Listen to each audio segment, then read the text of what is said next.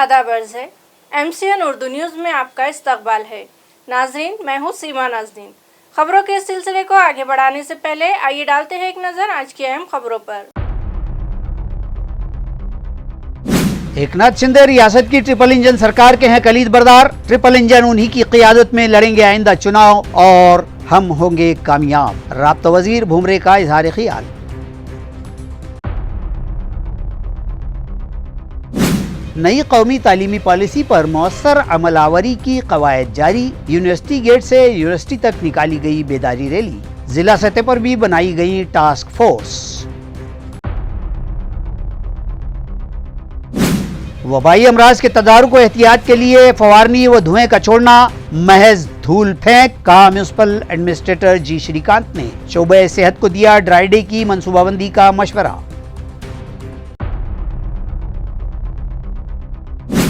और ग्योराई से करीब two wheeler को तेज रफ्तार टिप्पर ने मार दी जोरदार टक्कर। मोटरसाइकिल सवार फौत। पुलिस ने मफरूर टिप्पर को महज 2 घंटों में ढूंढकर दबोचा। केस दर्ज, तहकीकात जारी। अब खबरें तफसील से। एकनाथ शिंदे रियासत में बरसरे इख्तिदार ट्रिपल इंजन हुकूमत के कलीद बरदार है और आइंदा चुनाव इन्हीं की क़ियादत में होंगे और तीनों इंजन साथ साथ होंगे। इस तरह का इजहार ख्याल जिला औरंगाबाद के राब्ता वजीर संदीपान भुमरे ने किया है। मंत्रिमंडळाचा विस्ताराच्या बाबतीत शिंदे साहेब, देवेंद्र फडणवीस आणि अजितदादा हेच बोलू शकतात, हेच माहिती देऊ शकतात। आम्ही कुठलंही वक्तव्य त्या बाबतीत करू शकत नाही, कारण आम्हाला कुठलंही काही माहीत नसतं। हे सगळं नेते मंडळीला माहीत असतं आणि जशी वेळ जेव्हा त्यांना वाटेल की आपल्याला आता विस्तार का त्यावेळेस ते करतील। काय कशासाठी थांबलेला आहे? काँग्रेसमधून लोक येणार त्याच्यासाठी विस्तार थांबला असं मला वाटत नाही की आता जसं आता विरोधी पक्ष नेता हे होऊ शकलं नाही। काय त्या थोड्याफार अडचणी असतात, पण मला एक सांगायचं की आता पहिल्यांदा आम्ही 18-20 जण होतो, आता अजितदादा सगळ्यात 9 जण आले। पण मला सांगायचं की हे विस्तार जरी थांबला पण काम थांबलं नाही। आपण बघितलं असं काम थांबलं नाही आणि योग्य वेळी आता विस्तार होईल असं मला वाटतं। अजितदादा आल्यामुळे शिंदे गटाला काय फरक नाही पडला? अजितदादा आल्यामुळं शिंदे गटाचा विकासाचा वेग वाढलेला आहे। आता सगळेच देवेंद्र फडणवीससारखे, अजितदादासारखे आणि शिंदे साहेबासारखे मातंबर नेते सत्तेत आहे। त्याच्यामुळं आता डबल इंजिनचं ट्रिपल इंजिन झालं। याच्यामुळं महाराष्ट्राला निश्चित गतिमान सरकार देण्याचं काम हे करणार आहे। विरोधक म्हणजे का तीन तिगाडा काम बिघाडा होणार? तीन तिगाडा काम बिघाडा त्यांचं म्हणायचं काम आहे, पण मला सांगायचं की हे 3 बिघाडा हे तुम्ही जे म्हणतात, पण असं होणार नाही। या 3 इंजिनमुळं काम व्यवस्थित चलन। तिन्ही अनुभवी माणसं आहे, मातंबर आहे। महाराष्ट्राला निश्चित पुढं घेऊन देशात नंबर 1चा महाराष्ट्र कसा होईल याच्यासाठी प्रयत्न। पण एक इंजिन कधी बाहेर पडू शकतं असं म्हणतात अजितदादाचे। मी काय सांगतो, जर इंजिन बाहेर पडायचंच असतं तर इंजिन त्यांनी जोडलंच नसतं। काय कारण बाहेर पडायचं? आता 2024 पर्यंत तुम्ही सांगतो कोणी बाहेर पडत नाही आणि 2024च्या जे काही निवडणूक आहे हे ट्रिपल इंजिनच्या नेतृत्वामध्ये शिंदे साहेबच त्याचे नेते राहतील आणि त्यांच्या मार्गदर्शनाखाली ट्रिपल इंजिन हे निवडणुका लढल। कोणतं इंजिन जास्त पॉवरफुल आहे? शेवटी मुख्यमंत्री म्हणजे मला सांगितलं पॉवरफुल कोण आहे, त्याच्यापेक्षा मुख्यमंत्र्यांच्या नेतृत्वाखाली निवडणुका होणार। शिंदे साहेबांचं इंजिन पॉवरफुल जास्त। आता मुख्यमंत्री म्हणल्याच्या नंतर सगळं त्यांच्या मार्गदर्शनाखाली, त्यांच्या नेतृत्वाखाली ह्या निवडणुका होणार आहे। बरं, 3 इंजिनपैकी पुढे इंजिन कुणाचं आहे? पुढं इंजिन आता मला सांगा ना, CM साहेबच आहे ना। शेवटी ट्रिपल जरी असलं तर मला काय म्हणतं, CM साहेब सगळ्याला सोबत घेऊन चालतात।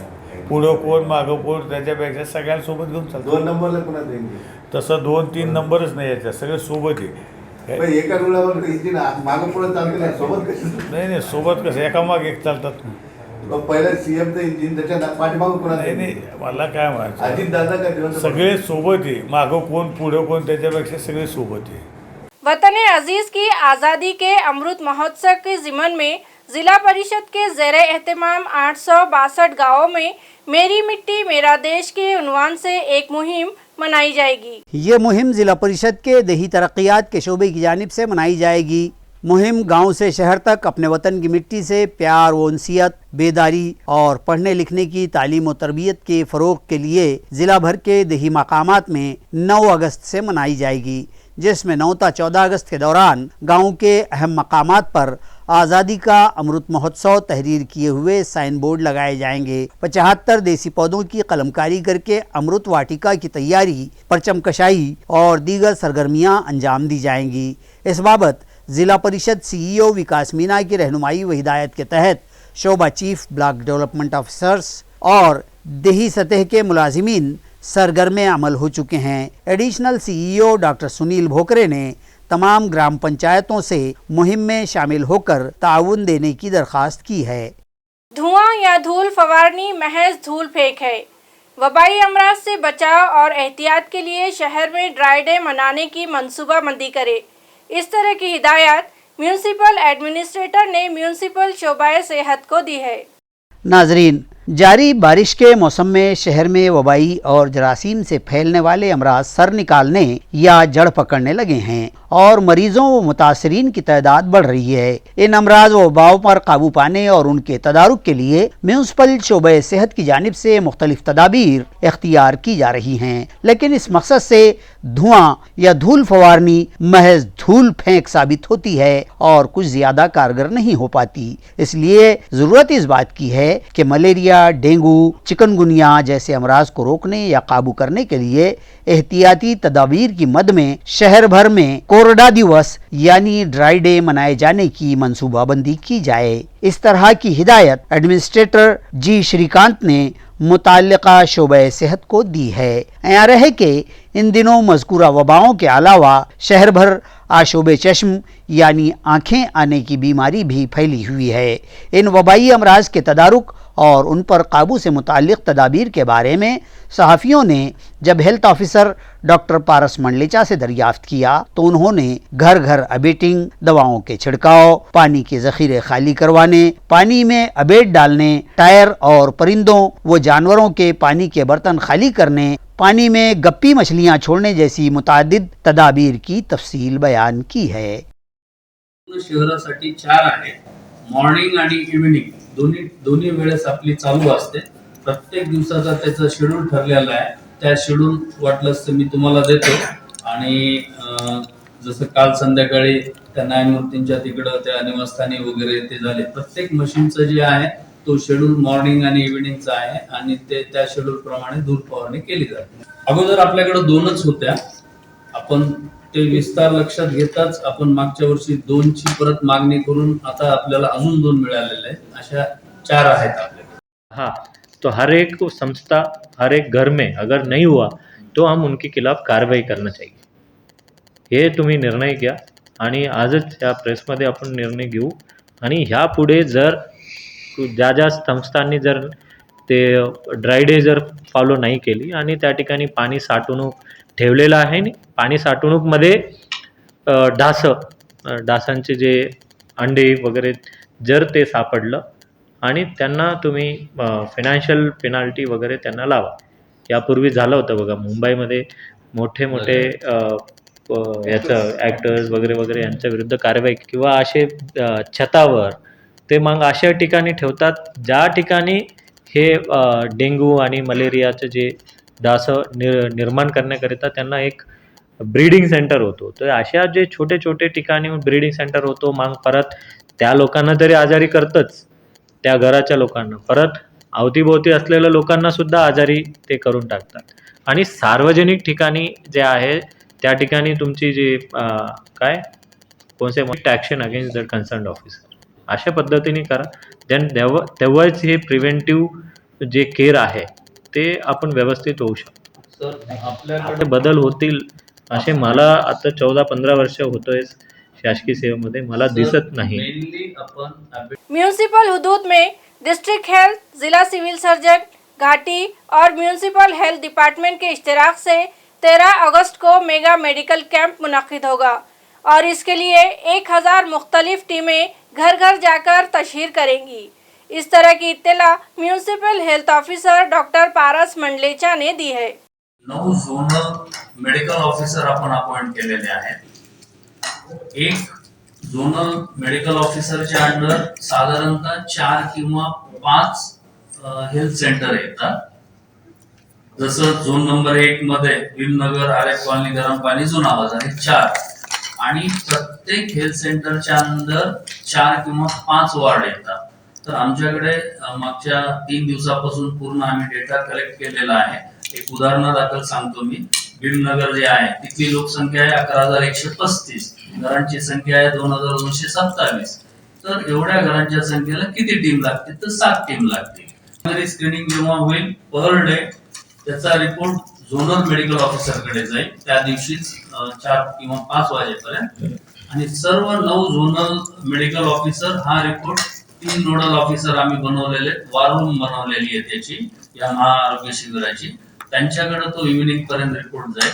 आणि इव्हिनिंगला त्या दिवसाचा पूर्ण डेटा अनालिसिस होईल.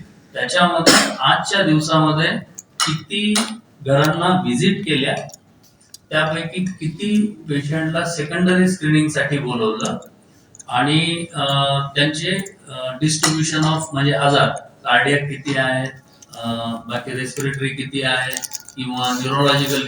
छत्रपती संभाजीनगर हे पूर्ण इन्व्हॉल्ड आहे याच्यामध्ये. एकटं म्युनिसिपल कॉर्पोरेशन हे लीड करत नाहीये. म्युनिसिपल कॉर्पोरेशन एरियामध्ये हे सर्व आहे.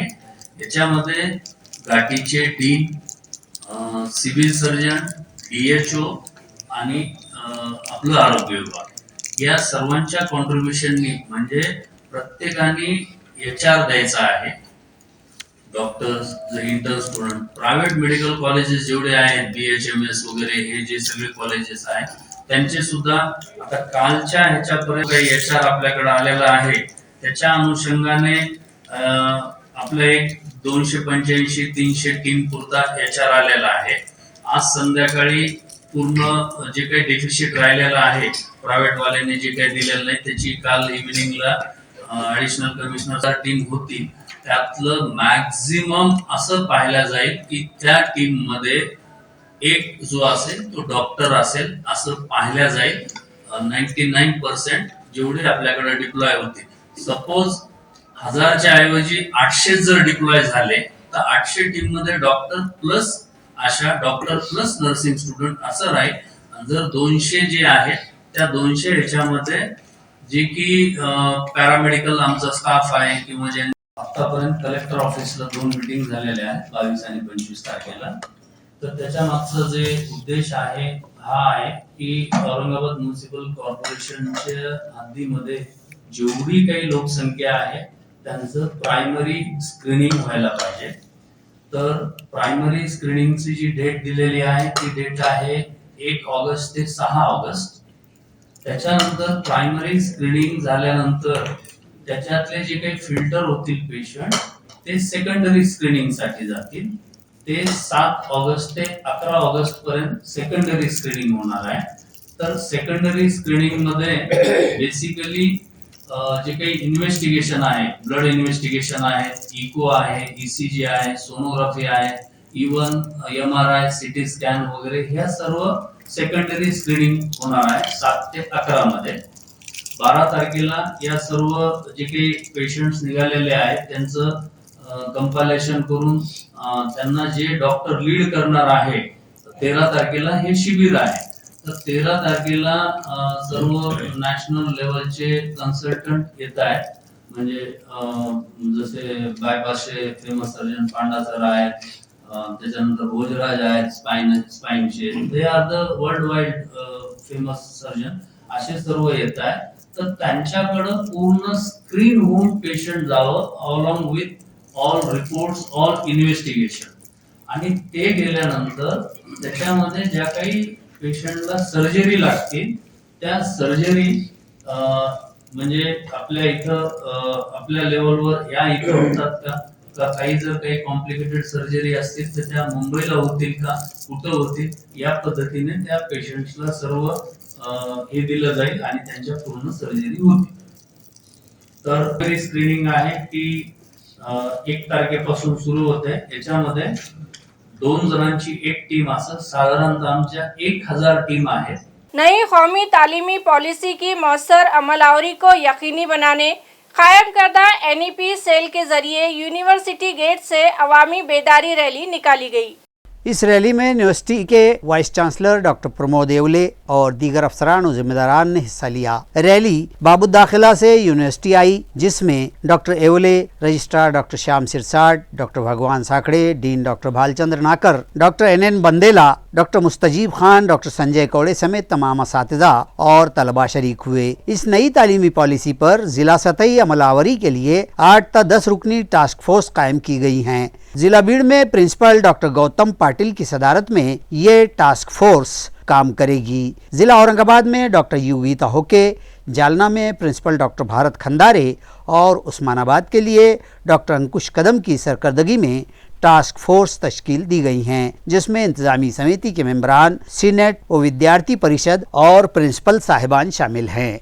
शहर के अखंड फ्लाईओवर समेत नियो मेट्रो को मुताल्लिका शोबे नाई ने मुस्तरद कर दिया, जबकि मरकजी वजीर ममलिकत डॉक्टर करार ने नियो मेट्रो का सब्ज बाग शहरियान को दिखाया था और इसके DP प्लान वगैरह पर 7.50 करोड़ रुपए खर्च कर दिए गए।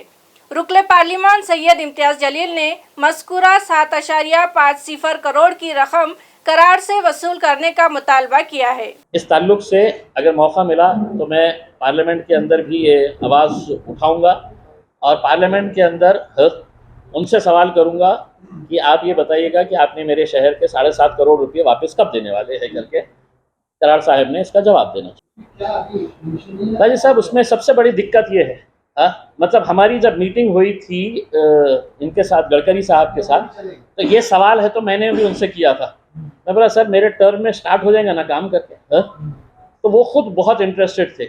उन्होंने मुझसे खुद कहा था कि जब वो दौलताबाद जा रहे थे तो बोले कि यार कितनी ट्रैफिक है बोले उसमें, और वो रोड भी चौड़ा होना चाहिए, दौलताबाद का तुम्हारा रोड जो है उसको 4 लेनिंग करना चाहिए करके उसमें, तो डिफेंस का लैंड की बात आई तो उन्होंने खुद ने अपना ये किए थे उसमें कि उसके ताल्लुक से भी मीटिंग एक लगाएंगे करके उसमें। और ये इसके लिए तो उन्होंने ये बताए थे कि अगर DPR तैयार हो जाता है मैं फ़ंड सैंक्शन कर देता हूँ, अपन है तो एक 6-8 महीने के अंदर है तो अपन इसका काम शुरुआत कर सकते हैं। आज मेरे हिसाब से जालना रोड के फ्लाईओवर का काम शुरू हो गया होता और उस वक्त अगर हमने निर्णय लिए होते कि हमारा सिर्फ फ्लाईओवर रहने वाला है तो हमने जो 70 करोड़ रुपये जालना रोड के मेंटेनेंस के लिए अभी लगाए हैं, 70 करोड़ रुपये। अब उसके अंदर दूसरी एक बात बताता हूँ आपको, वो एक अलग बॉक्स आइटम बना सकते हैं। एयरपोर्ट के सामने एक फ्लाईओवर था उनके पहले इनिशियल प्लान के अंदर, एयरपोर्ट के सामने वो लेटर है ना उसको, तो एयरपोर्ट के सामने एक फ्लाईओवर था।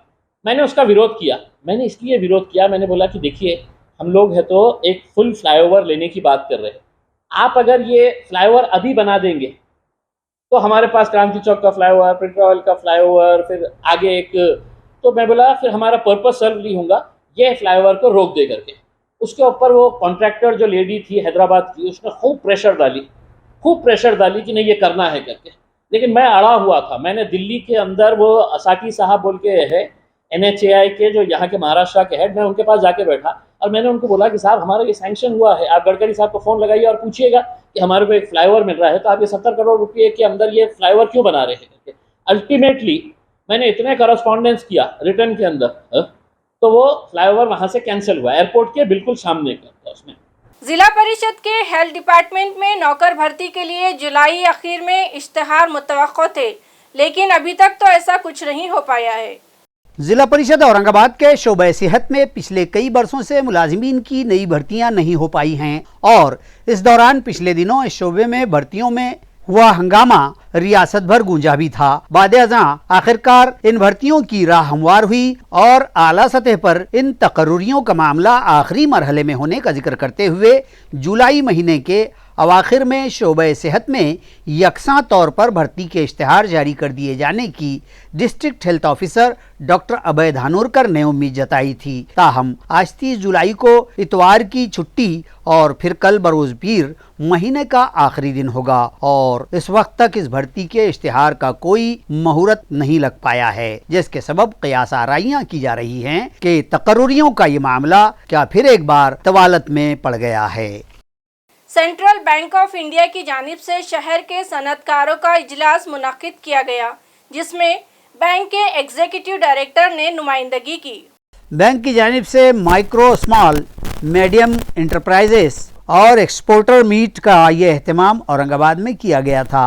इस इजलास में executive director MV Murali Krishna ने बैंक के शहर के खातेदारों और सनतकारों से मुलाकात की और उनके साथ तबादला ख्याल करते हुए बैंक और बैंक की कारकर्दगी से मुताल्लिक उन ग्राहकों व सनतकार बिरादरी के तासुरात मालूम किए। इस इजलास के मौके पर zonal manager BB Motreja, regional manager Nikunja Garg और बैंक के दीगर अफसरान, मुलाजिमीन और ग्राहक व सनतकार मौजूद थे। बहुत खुशी हुआ सबसे मिलकर। यहाँ पे बहुत सारा हमारा एग्जिस्टिंग कस्टमर्स भी है, बहुत सारा नया कस्टमर्स भी आए हैं। मुझे ये लगता है कि औरंगाबाद में इतना पोटेंशियल है और हर एंटरप्राइज का लिए, हर एंटरप्रेन्योर के लिए बहुत स्कोप है एक्सपेंड करने के लिए, और हमारे लिए एज ए बैंकर हमारे लिए भी बहुत सारा स्कोप है। और हम यही चाहते हैं कि बार बार हम इन लोगों से मिले, इनका अगर कोई तकलीफ हो तकलीफ भी दूर करें, और एट द सेम टाइम हम ऐसे इनका साथ रिलेशनशिप, एक लॉन्ग टर्म रिलेशनशिप बनाएं जिसमें उनका चाहे दुख हो सुख हो हर टाइम हम उनका साथ रहें। और हमारा बैंक जैसे आप लोग जानते हो 112 साल का है, और ऐसे ही रिलेशनशिप लॉन्ग टर्म हो और हर चीज़ हम उनका टेक केयर करें। सिर्फ लेंडिंग ही नहीं है और एक ट्रांजैक्शन बेस्ड नहीं है, एक लॉन्ग टर्म रिलेशनशिप बना के उनका हर चीज़ हम टेक केयर करें। शाहगंज में 100 बेड के खवातीन व अतफाल के अस्पताल को मंजूरी मिल गई है और जल्द ही अस्पताल के काम की शुरुआत होगी। ये इत्तला रुकने पार्लिमान सय्यद इम्तियाज जलील ने दी है। आणि शाहगंजमध्ये आता ते सगळं प्लॅनिंग झालेली आहे, ते मुंबईमध्ये पोहोचण्यात आलेलं आहे। आपल्याला आपले फायनान्स मिनिस्टर साहेबांनी शब्द दिलेले आहे की याच्यासाठी ते फंड अवेलेबल करून देणार आहे करके। तर एक खूप मोठी एक चांगली एक हॉस्पिटलची इमारत जे टोटली 5 स्टोरी असणार आहे, हे अशी शाहगंजमधली जे आज आपल्याला माहीतच नसेल की वहाँ पे एक हॉस्पिटल है करके। आज ये हॉस्पिटल 6 फ्लोर की हॉस्पिटल बिल्डिंग यहाँ पे बनाई जा रही है, और इसमें ऑलमोस्ट जो प्रोविजन किया जा रहा है वो 100 बेड का। मग हे जनरल आहे का? तर हे जनरल नाही आहे, हे वुमेन अँड चाइल्ड, म्हणजे इथे फक्त डिलिव्हरीसाठी आणि बच्चों के लिए। तो बहुत अच्छे तरीके से इसको प्लानिंग किया गया है। तो मुझे ज़ाती तौर के ऊपर इस बात की खुशी है कि लोग स्मारक बनाने के लिए लड़ते हैं, लोग बोलते हैं कि हमको पुतले बनाने के लिए है तो सरकारी पैसा दो करके, और महानगर पालिका के करोड़ों रुपये इसके अंदर बर्बाद हुए हैं। मैं महापुरुषों का विरोध नहीं करता हूँ, लेकिन अगर मुझे किसी का पुतला बनाना है तो इम्तियाज़ अपनी जेब खाली करेगा और उसमें से जितना होता है उतना देगा और बाकी लोगों से जमा करेगा, लोक वर्गनी से। लेकिन सरकार का पैसा अस्पताल बनाया जाए, स्कूल बनाया जाए, ये इसके लिए काम के लिए इस्तेमाल किया जाएगा। जिला परिषद प्री प्राइमरी स्कूल खरडी मरकज खुलताबाद में निहायत जोश व खरोश के साथ शजरकारी का प्रोग्राम मुनाकिद किया गया और लगाए गए पौधों की निगहदाश्त का जिम्मा स्कूल के असातिज़ा व तलबा ने कबूल किया। शजरकारी की सरगर्मी में औरंगाबाद के निसर्ग महिला मंडल सिडको की डॉक्टर मनीषा चर्जन, शारदा गवई, नंदाताई पठाड़े, मृदुला जोशी, अनुपमा शास्त्री ने शोबे जंगलात से हासिल करदा देसी पौधे साथ लाए थे। इसी तरह डॉक्टर चर्जन ने खुद अपने तैयार करदा पौधे भी स्कूल को अता किए। इस मौके पर स्कूली इंतजामिया समिति के अराकीन, तलबा के वालिदैन व सरपरस्तान, वर्ल्ड विजन की प्रीतल हिवरडे, ग्राम पंचायत की खातून रुकन और स्कूल के तमाम मुअल्लिमीन व मुअल्लिमात के हाथों शजरकारी की गई और पौधे लगाए जाने के बाद उनकी आबियारी व निगहदाश्त की जिम्मेदारी अज खुद असातिज़ा ने ली और असातिज़ा व तलबा ने मिलकर स्कूली अहाते को साफ़ सुथरा किया।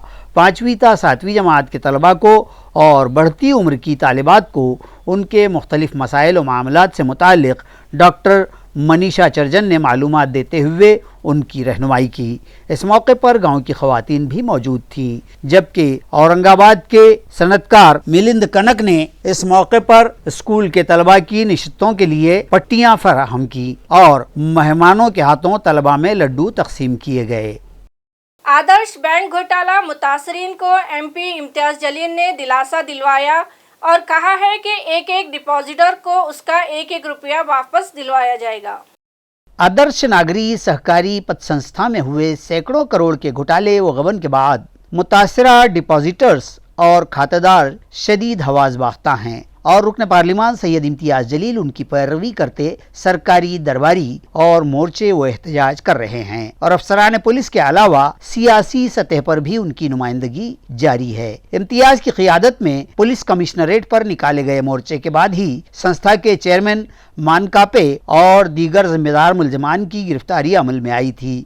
गुज़िश्ता रोज़ भी इम्तियाज जलील ने एक मंगल कार्यालय में मुतासरीन की मीटिंग ली और मुस्तकबिल का तरीक़ाकार मुतय्यन किया और कहा कि ये लड़ाई जारी रहेगी और आदर्श के एक एक सरमायाकार व गाहक को उसका एक एक रुपया वो वापस दिलवाएंगे और तब तक इत्मीनान से नहीं बैठेंगे। इसी तरह इम्तियाज ने रियासत भर के अवाम व खातेदार और सरमायाकारों से अपील की है कि वो तमाम इस तरह की संस्थाओं और बैंकों के अलावा सरकारी बैंकों से भी अपने रकूम निकाल लें ताकि जारी असेंबली इजलास में खलबली मचे और हुकूमत को कार्रवाई करने पर मजबूर होना पड़े। उन्होंने सियासी कायदीन से भी मुतालबा किया कि अगर वो इस घोटाले में शामिल नहीं हैं तो फिर मुतासरीन की रकूम वापस दिलवाने के लिए आगे आएं।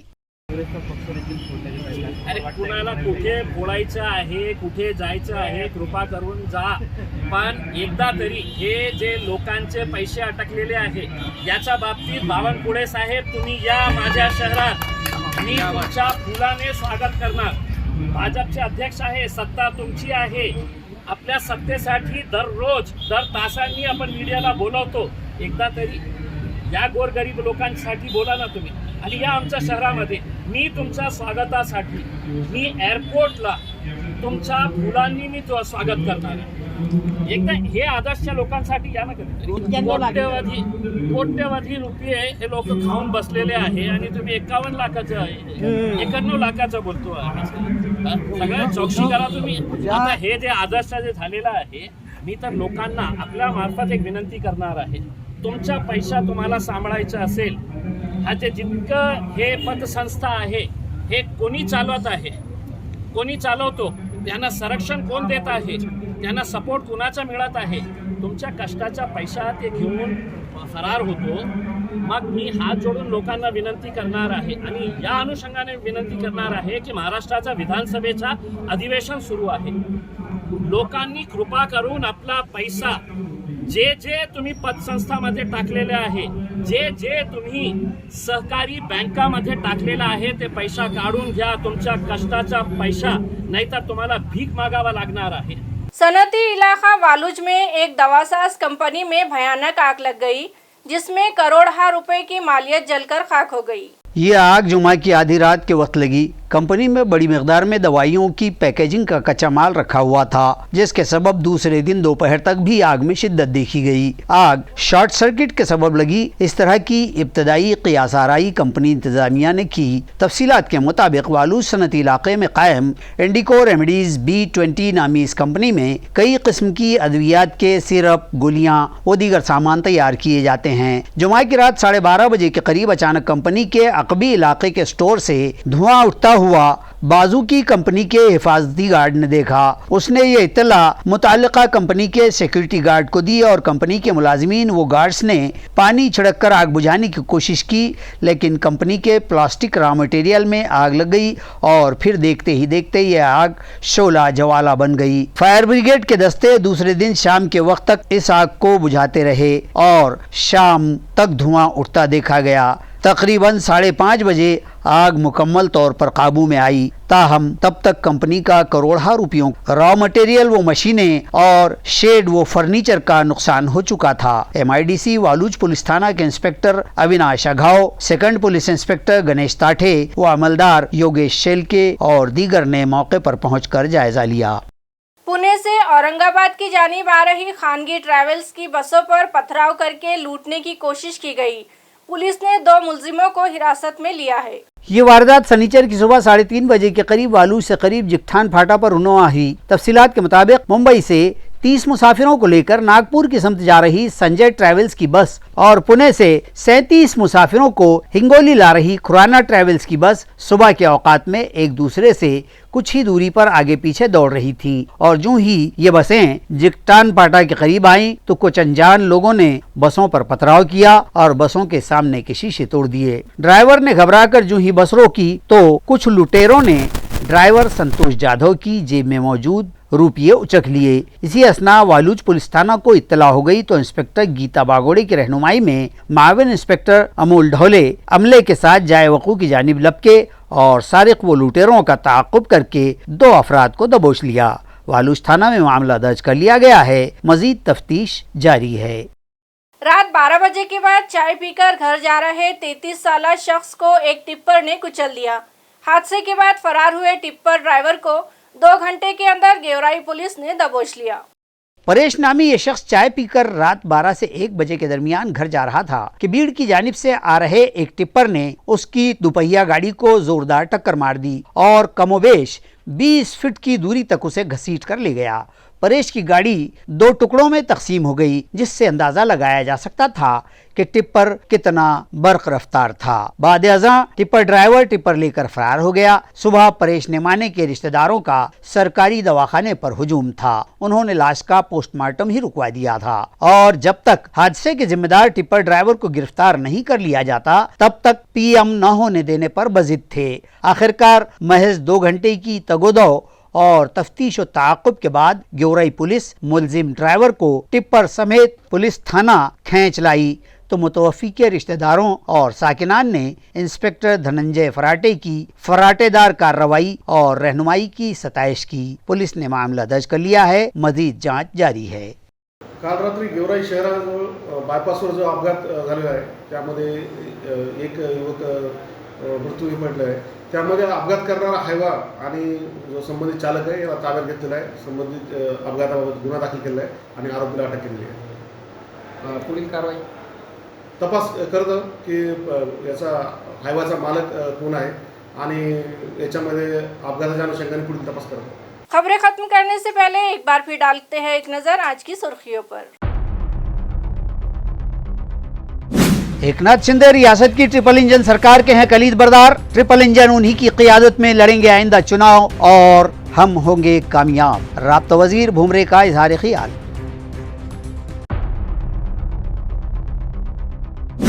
नई कौमी तालीमी पॉलिसी पर मौसर अमलावरी की कवायद जारी। यूनिवर्सिटी गेट से यूनिवर्सिटी तक निकाली गई बेदारी रैली। जिला सतह पर भी बनाई गई टास्क फोर्स।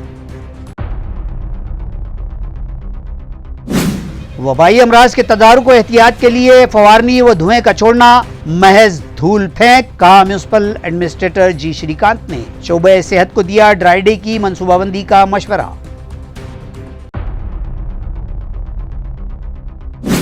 और गेवराई से करीब 2 व्हीलर को तेज रफ्तार टिप्पर ने मार दी जोरदार टक्कर। मोटरसाइकिल सवार फौत। पुलिस ने मफरूर टिप्पर को महज 2 घंटों में ढूंढकर दबोचा। केस दर्ज, तहकीकात जारी। इसी के साथ MCN उर्दू खबरनामा यही खत्म होता है। कल फिर हाजिर होंगे कुछ नई खबरों के साथ। तब तक के लिए मैं सीमा नाज़नीन आपसे इजाजत चाहती हूँ। खुदा हाफिज।